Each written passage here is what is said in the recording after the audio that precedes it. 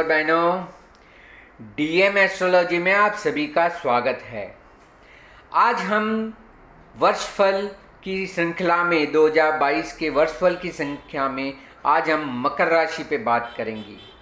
मकर राशि जो शनि की राशि है और जो शनि महाराज खुद मकर राशि में स्थित है। तो चलिए देखते हैं मकर राशि वालों को इस साल 2022 में क्या क्या फल मिलने वाले हैं। मकर राशि में इस साल शनि महाराज अप्रैल 2022 के अंत तक तो रहने वाले हैं। फिर वो कुंभ राशि में प्रयाण करेंगे और कुंभ राशि से वापसी में रिट्रोगेशन में वो वापस 12 जुलाई 2022 को वापस मकर राशि में प्रयाण करेंगे और फिर पूर्ण वर्ष यहीं पे रहेंगे और साल 2023 के जनवरी में 17 जनवरी में वो वापस कुंभ राशि में जाएंगे। तो वर्ष दरमियान मकर राशि में ही शनि रहेंगे। मात्र 3 महीने का अवकाश रहेगा। जो मकर राशि वाले हैं उनकी शनि की 7.5 वैसे भी चल रही है। ये उनका दूसरा चरण है और दूसरा चरण शारीरिक तकलीफ़ें देता है या शारीरिक स्ट्रेस देता है, जिसमें से 3 महीने के लिए थोड़ी मुक्ति मिलेगी। ये इस समय के दरमियान शनि महाराज फिर दूसरे भाव में जाएंगे और फिर वर्ष के आखिर के बाद वो वहीं पे स्थित रहेंगे। गुरु महाराज भी अप्रैल 13 तक आपके द्वितीय भाव में रहेंगे, धन भाव में रहेंगे। उसके बाद वो तृतीय भाव में चले जाएंगे। और राहु महाराज भी 13-14 अप्रैल तक पंचम भाव में रह के फिर चतुर्थ भाव में आ जाएंगे। और केतु महाराज जो 11वें भाव में स्थित है वो भी 13 अप्रैल को राहु के साथ 10वें भाव में प्रयाण करेंगे। तो इस तरह से सारे ग्रह की स्थिति हमने देखी। ज़्यादातर गुरु, शनि, राहु, केतु यह बड़े ग्रह होते हैं जिनकी असर वर्ष तक रहती है, इसलिए वर्षफल में इनका बड़ा महत्व होता है। तो उन बाकी सारे ग्रह भी रहते हैं पर वो हर महीने अलग अलग राशि में भ्रमण करते हैं, तो उनका उतना महत्व नहीं रहता जितना ये 4 ग्रहों का रहता है। तो आइए चलिए देखते हैं कि मकर राशि के लिए अब पूर्ण वर्ष कैसे रहेगा। अब जैसे कि मैंने बताया कि मकर राशि में साल भर में शनि महाराज 3 महीने छोड़ के अप्रैल से जुलाई का समय छोड़ते हुए पूर्ण वर्ष अपनी ही भाव में रहने वाले। शारीरिक तौर पे ये एक अच्छा होता है, स्वास्थ्य के लिए अच्छा होता है कि राशि का मालिक स्वयं राशि में हो। वैसे दूसरे चरण के 7.5 के हिसाब से थोड़ा शारीरिक कष्ट रहेगा, पर कोई भी शारीरिक क्षति नहीं है, कोई बीमारी नहीं है। स्वास्थ्य के मामले में आप निर्भय रहे। इसके अंतर्गत 3 महीने जब वो मकर राशि में भी रहेंगे तभी भी वो अपनी ही राशि में रहेंगे, तो आपको स्वास्थ्य संबंधी कोई भी बड़ी नुकसान या क्षतिजनक स्थिति नहीं देखनी पड़ेगी। आप बिल्कुल ही स्वास्थ्य के संबंध में निश्चिंत रहे। कोई भी बड़ी बीमारी की यहाँ पे कोई गुंजाइश नहीं है। बात करते हैं आर्थिक तौर पे या समृद्धि, वेल्थ जिसे कहते हैं। अब देखिए, पहले 3 महीने के दरमियान गुरु महाराज यहाँ पे स्थित है, फिर शनि महाराज आएंगे, वो भी 3 महीने रहेंगे। गुरु भी इस भाव में अच्छा रहेगा और शनि के 3 महीने भी जो रहने वाला है अप्रैल से लेकर जुलाई तक, वो भी अच्छा रहेगा। तो आर्थिक तौर पे आपको कोई तकलीफ नहीं है। गुरु महाराज की स्थिति जब तक है यहाँ 3.5 महीने पहले, तब तक भी आर्थिक आयोजन अच्छे से हो जाएंगे।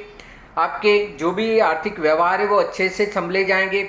और जब शनि महाराज आएंगे अप्रैल अंत से लेके जुलाई के दरमियान, उस समय के दरमियान भी आपके पुराने जो सब आर्थिक व्यवहार है, जहाँ पे आपको कुछ लेना बाकी है, वो भी उस समय पे आपको मिल जाएंगे। तो आर्थिक तौर पे कहीं भी कोई नुकसानी नहीं दिख रही है। पूर्ण वर्ष भर आर्थिक तौर पे आप खुश रहेंगे और सुखी रहेंगे। आर्थिक तौर पे कहीं कोई नुकसानी या क्षति नहीं है। वहीं आप बात करें संबंध की, तो संबंध में भी गुरु महाराज भी रहेंगे आपके दूसरे भाव में 3 महीने तक और उसके बाद शनि महाराज भी आएंगे। तो संबंधों में भी एक अच्छा आपके लिए समय है। पुराने संबंध को वापस से स्थापित करने के लिए, नए संबंध बांधने के लिए, जब तक गुरु महाराज है नए नए संबंध जहाँ पे आपने बांधे हैं वो सारे संबंध आपको अच्छे फल देंगे और अच्छा उसमें से एक फीलिंग्स रहेगा। और जब शनि महाराज यहाँ पे आएंगे तब जो पुराने संबंध है वो भी सारे खुल के आएंगे। संबंध के मामले में आपको कोई परेशानी नहीं है, कहीं पे भी कोई संबंध टूटता हुआ नहीं दिख रहा है। बात करते हैं विद्याभ्यास की, तो आपको यह साल विद्या अभ्यास के मामले में ज़्यादा संतुष्ट नहीं करेगा। पहले पंचम भाव में राहु की स्थिति है और 3 महीने के बाद आपके चतुर्थ भाव में आएगी। दोनों ही विद्या अभ्यास के भाव है। जब तक चतुर्थ भाव पंचम भाव में रहेगा तब तक जो उच्च अभ्यास कर रहे हैं उनको दिक्कत आएगी, तो उनको ज़्यादा मेहनत करनी पड़ेगी। अपना अपेक्षित परिणाम पाने के लिए ज़रूरत से ज़्यादा मेहनत करनी पड़ेगी, ये बात समझ के रखिए। वैसे भी आपकी 7.5 चल रही है, इसलिए आपको मेहनत तो ज़रूरी है ही, पर इस समय पे थोड़ी ज़रूरत से ज़्यादा मेहनत करनी पड़ेगी, तब जाके अपेक्षित परिणाम मिलेगा। और जब राहु महाराज पंचम भाव से निकल जाएंगे तो आपके लिए समय अच्छा है। पर जो सामान्य अभ्यास कर रहे हैं उनके चतुर्थ भाव में राहु आने से बाकी के 9 महीने दरमियान उनको कष्ट होगा, तो उनके लिए थोड़ा ज़्यादा ही मेहनत करना पड़ेगा, तब जाके अपेक्षित परिणाम मिलेंगे। जो लोग प्रेम में पड़े हुए, लव अफेयर है, उनके लिए भी शुरू के 4 महीने कष्टदायक है, इसके बाद उनको अपने अपेक्षित परिणाम मिल सकते हैं। बात करते हैं बच्चों की, तो बच्चों के लिए भी आप जो चिंतित है, जो माता पिता बच्चों के लिए चिंतित है मकर राशि वाले, उनको अपने संतान से संतुष्टि मिलेगी, उनका अच्छा फल देखने को मिलेगा अप्रैल के बाद, जब राहु महाराज यहाँ से निकल जाएंगे। और जो बच्चा चाहते हैं, जो संतान प्राप्ति के लिए उत्सुक है, उनके लिए भी यह समय है कि अप्रैल के बाद देखा जाए, ताकि उनको अपेक्षित परिणाम मिले और ज़्यादा प्रसूति के समय पे कष्ट ना आए। सो प्रेगनेंसी में कोई कष्ट ना आए, इसके लिए भी आप अप्रैल के बाद परिणाम आए, ऐसा प्लान करेंगे तो आपके लिए अच्छा है। बात करते हैं रोग के लिए, तो रोग के लिए तो पहले ही मैंने बता दिया कि आपका स्वास्थ्य एकदम ही मजबूत रहने वाला है, कोई बीमारी की आवश्यकता नहीं है।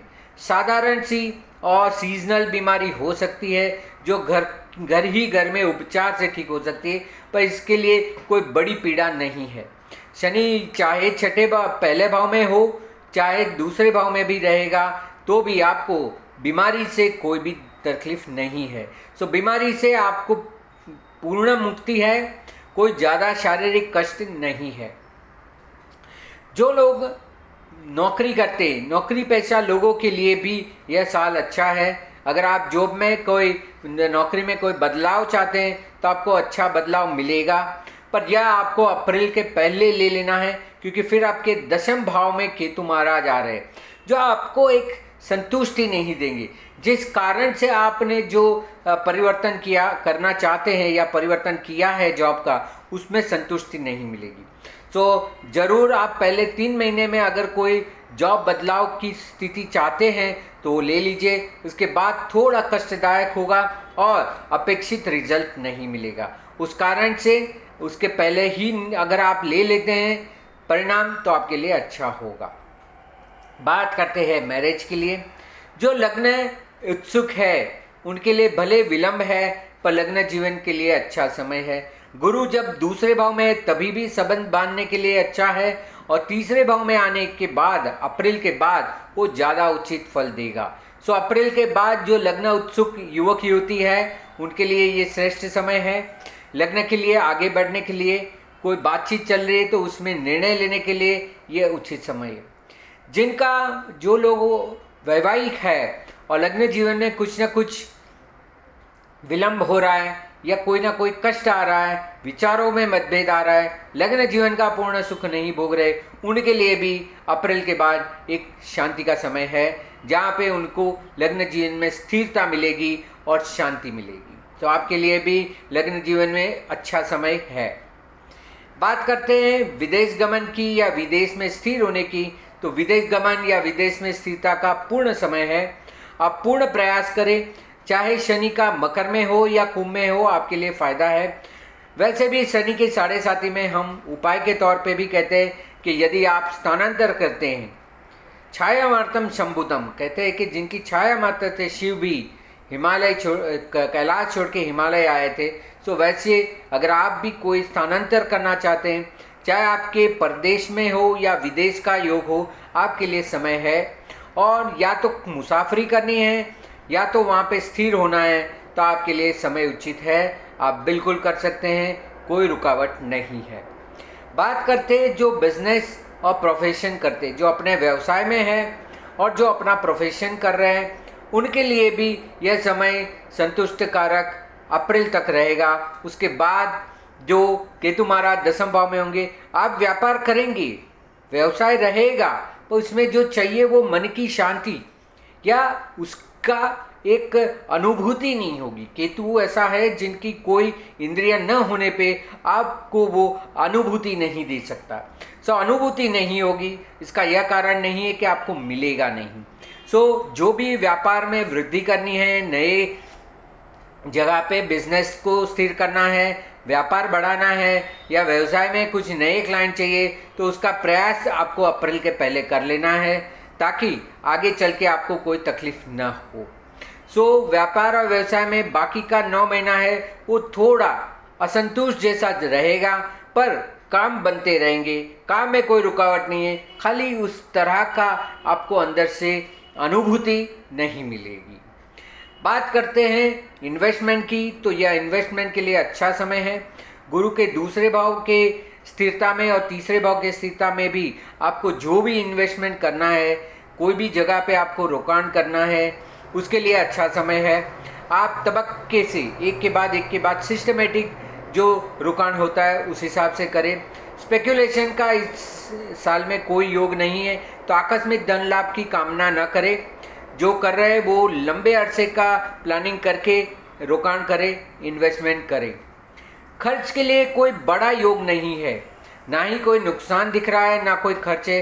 बस आपको आपके निर्णय शक्ति के ऊपर बराबर से ध्यान रखना है और लंबे अरसे का फल लेने के लिए ही कामना करनी है। कोई भी शॉर्टकट या जल्दबाजी नहीं करनी है, आय में भी और व्यय में भी। खर्च कोई बड़े खर्च नहीं दिख रहे, कौटुंबिक खर्च है, सामाजिक खर्च है, कोई नए खर्च की यहाँ पे कोई गुंजाइश नहीं है। यदि आप घर लेना चाहते या व्यवसाय की जगह लेना चाहते, तो भी आपके लिए अप्रैल तक का समय श्रेष्ठ है। इसके बाद चतुर्थ भाव में राहु और दसम भाव में केतु आने से आपको इसमें कठिनाई हो सकती है। इसके पहले अगर आप कोई डिसीजन ले लेते घर लेने का या व्यवसाय की जगह लेने का, तो श्रेष्ठ रहेगा। इसके बाद न जाने कोई भी तकलीफ आ सकती है या आपको मनपसंद जगह नहीं मिल सकती, इसलिए इसके पहले ही परिणाम ले ले और जो भी जगह लेनी है उसको तय कर ले और उसका फल लेना चालू कर दे। अगर आपको जगह लेनी है तो उसके पहले ही ले ले, अप्रैल के पहले, और फिर निश्चित हो जाए। जो लोग के ऊपर कोर्ट कचहरी है या कोई विवाद चल रहा है, तो वो विवाद को भी सुलझाने का अच्छा समय है। गुरु जब तक दूसरे भाव में है तब तक शांतिपूर्वक एमिकेबल सेटलमेंट के तौर पे आप अपनी पुरानी जो कोई भी वाद विवाद है या कोर्ट कचहरी, इसमें से मुक्ति पा सकते हैं। पुराने जो कोई भी केस है या तो कोई भी कहीं पे विवाद चल रहा है, उसको सुलझाने का, उसको पूर्ण करने का आपके पास पहले 4 महीने में अच्छा अवसर है, तो बिल्कुल उसको लेना चाहिए और इस सारी झंझट से, तकलीफ से मुक्ति पानी चाहिए। लिटिगेशन में, कोर्ट कचहरी में आप बाहर निकल सकते हैं। बात करते हैं आध्यात्मिक की, तो आध्यात्मिक के तौर पे आपके लिए काफ़ी अच्छा समय है। कुछ नया कार्य करने के लिए, रिसर्च करने के लिए और ऑकल्ट या आध्यात्मिक में ज़्यादा स्थिर होने के लिए ये बहुत उचित समय है। तो आप बिल्कुल ही आध्यात्मिक में अच्छा फल पा सकते हैं और इससे और ज़्यादा फ़ायदा ले सकते हैं। जो कोई भी आपके सोशल और मित्रगण हैं जो आपके अभी नहीं हैं, उसमें भी एक अच्छा बदलाव आएगा। जब केतु महाराज 11वें भाव से दसम भाव में आ जाएंगे, तो जो सामाजिक आपके संबंध है वो सारे फिर से नए खुलेंगे और जो भी मित्र वर्तुल है जिसमें आपका पिछले 1 साल से फल नहीं मिल रहा था, लोग आपको नहीं मान दे रहे थे या संपर्क कर रहे थे, उन सारों से आपका फिर से संबंध स्थापित होगा और आपको उनसे लाभ होगा। सो अपने सोशल को बढ़ाने की कोशिश करें। अगर आप सोशल मीडिया से जुड़े हुए तो इसमें नवंबर अप्रैल के बाद आपको एक अच्छा फल देखने को मिलेगा। बात करते हैं धार्मिक कार्य और धार्मिक जगहों पे मुसाफरी करने का, तो यह भी एक अच्छा अवसर है। चाहे आध्यात्मिक हो या धार्मिक हो, आपको ये दोनों क्षेत्र में, सामाजिक, आध्यात्मिक और धार्मिक, ये सारे कार्यों में कुछ अच्छा करने के लिए आपको बड़ा अवसर प्राप्त होगा।